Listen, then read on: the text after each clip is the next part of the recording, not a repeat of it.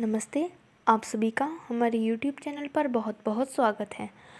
आज मैं आप सभी को बताऊंगी कि होलाष्टक में शुभ काम क्यों नहीं किए जाते, इसके पीछे की कथा क्या है। होलाष्टक 7 मार्च 2025 से शुरू हो चुके हैं, जो कि 8 दिनों तक रहने वाले हैं। होलिका दहन से पहले के 8 दिनों को होलाष्टक कहते हैं। प्रतिवर्ष फाल्गुन शुक्ल अष्टमी तिथि से लेकर फाल्गुन पूर्णिमा तक होलाष्टक पर्व मनाया जाता है।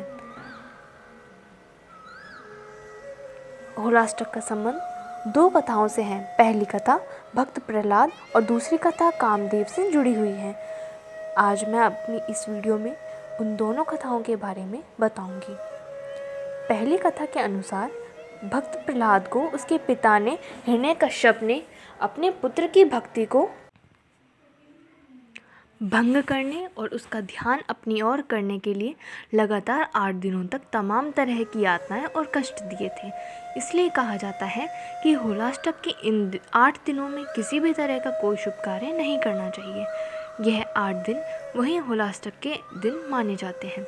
होलिका दहन के बाद ही जब प्रहलाद जीवित बच जाता है तो उसकी जान बच जाने की खुशी में ही दूसरे दिन रंगों की होली या धुलंडी मनाई जाती है। अब मैं आपको दूसरी कथा के बारे में बताती हूँ। दूसरी कथा के अनुसार हिमालय पुत्री पार्वती चाहती थी कि उनका विवाह भगवान भोलेनाथ से हो जाए, परंतु शिवजी अपनी तपस्या में लीन थे।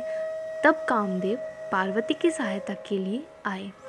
उन्होंने प्रेम बाण चलाया और भगवान शिव की तपस्या भंग हो गई।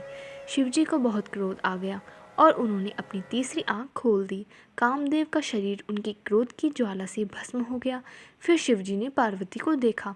पार्वती की आराधना सफल हुई और शिवजी ने उन्हें अपनी पत्नी के रूप में स्वीकार कर लिया। इसलिए पुराने समय में होली की आग में वासनात्मक आकर्षण को प्रतीकात्मक रूप से जलाकर अपने सच्चे प्रेम का विजय उत्सव मनाया जाता है।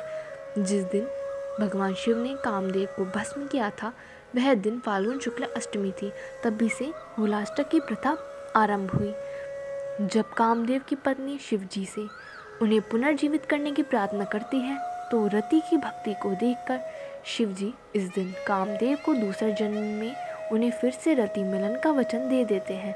कामदेव बाद में श्री कृष्ण के यहाँ उनके पुत्र प्रद्युम्न रूप में जन्म लेते हैं। धन्यवाद।